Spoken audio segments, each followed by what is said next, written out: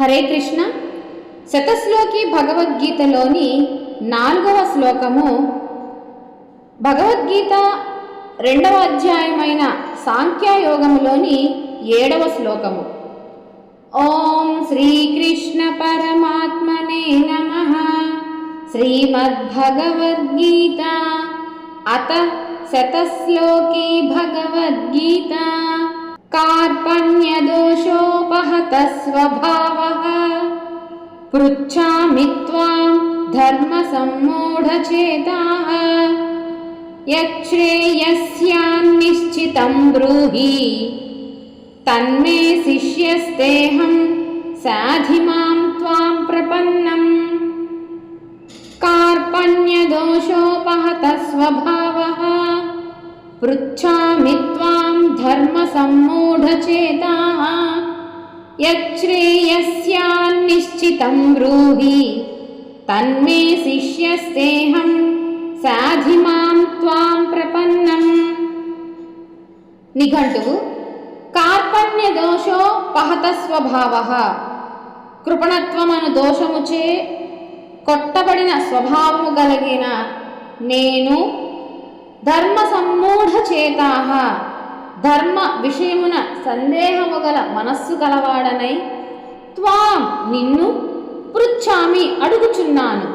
యత్ ఏది నిశ్చితం నిశ్చయింపబడిన శ్రేయః శ్రేయము స్యాత్ అగునో తత్ దానిని మే నాకు బ్రూహి చెప్పుము. అహం నేను తే నీకు శిష్యః శిష్యుడను త్వాం నిన్ను ప్రపన్నం శరణు పొందిన మాం నన్ను సాధి శాసింపుము.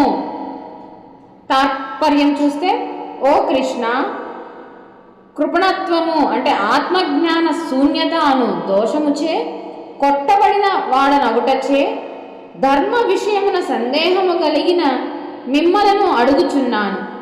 ఏది నిశ్చయముగా శ్రేయస్కరమో దానిని చెప్పుము. నేను మీకు శిష్యుడను. శరణు పొందిన నన్ను ఈ ప్రకారముగా నడుపుము అని శాసింపుడు అని శ్రీకృష్ణ పరమాత్మల వారిని వేడుచున్నారు అర్జునుల వారు. ఉపోద్ఘాతంగా చూస్తే కార్పణ్య దోషః అనే పదము కృపణుని భావము కార్పణ్యము. కృపణుడు అనగా లోభి, దరిద్రుడు అని సామాన్యముగా అర్థము. ఆత్మజ్ఞాన శూన్యుడని మరి ఒక అర్థము. మొదటి అర్థము అర్జుననకు అన్వయించదు. ఏలయనగా అతనికి లోభత్వము ఏ కోశమందును కూడా లేదు. కావున కార్పణ్యమనగా ఉపనిషత్తులందు తెలుపబడిన రీతిన ఆత్మజ్ఞాన రాహిత్యము లేక అజ్ఞానమనియే ఇచట అన్వయించుకొనవలెను. మొదటి అధ్యాయమున చాలా వరకును ఉపన్యాసమే నడిచినది. ఆ సమయమున శ్రీకృష్ణమూర్తి నోరు ఎత్తలేదు.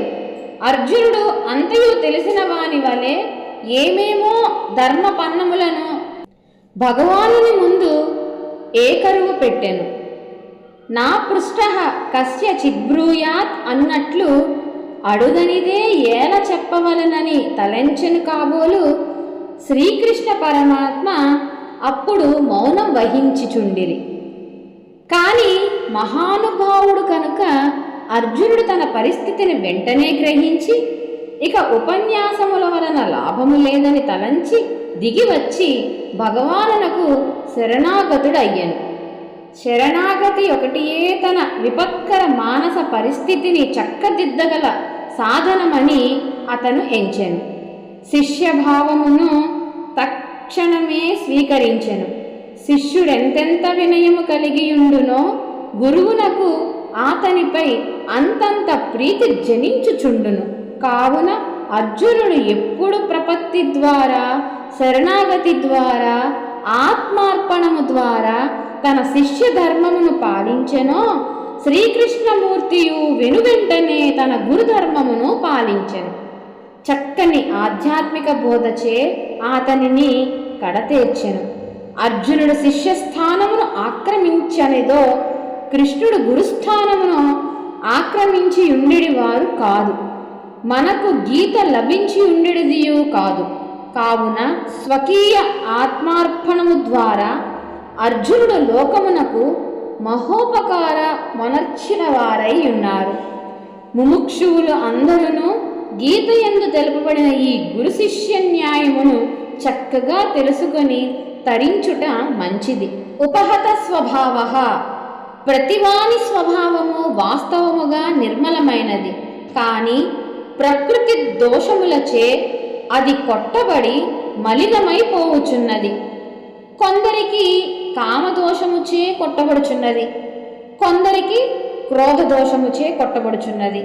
కానీ అర్జునునకు కృపణత్వ అంటే అజ్ఞాన దోషముచే కొట్టబడి చిత్తము ధర్మాధర్మ పరిజ్ఞానములు లేక ఉండెను.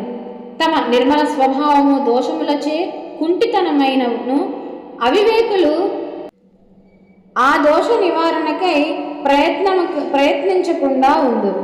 అర్జునుడో అట్లు కాక తన చిత్తమందలి దోషమును వెనువెంటనే గ్రహించి దానిని సరిదిద్దుటకై మార్గము అన్వేషించెను. ఏమి ఆ మార్గము? సద్గురువును ఆశ్రయించుటయే. ఎవరా గురువు? శ్రీకృష్ణ పరమాత్మయే.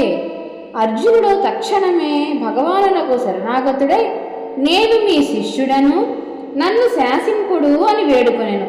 శ్రీకృష్ణునకు పాదాక్రాంతుడయ్యెను. అహంకారమును పారద్రోలెను, తల వంచెను. పరమార్థ క్షేత్రమున పురోగతి నొందుటకిది ఒకటియే మార్గము. అహం భావమును పారద్రోలి సద్గురువును ఆశ్రయించుటయే సంసార సముద్రమును దాటుటకు ఏకైక ఉపాయము. సద్గురువు అను నావికుని యొక్క ఆలంబనమును గైకొనినచో అతడు భవసాగరమును అవలీలగా దాటించి వేయగలరు. కావున ముముక్షువులెల్లరూ అర్జునుని వలె సద్గురువుల యొద్ద వినయాన్వితులై మెలుగుచూ ఆత్మజ్ఞానము ఉంది జన్మ సార్థకమునర్చుకొనవలెను. అట్టి శరణాగతి తప్ప తన మనస్తాపమును పోగొట్టుగలిగిన ఇతర ఉపాయమేదియు తనకు కానరాకున్నదని అర్జునుల వారు వచించుచున్నారు. హరే కృష్ణ. శరణాగతి కృష్ణ.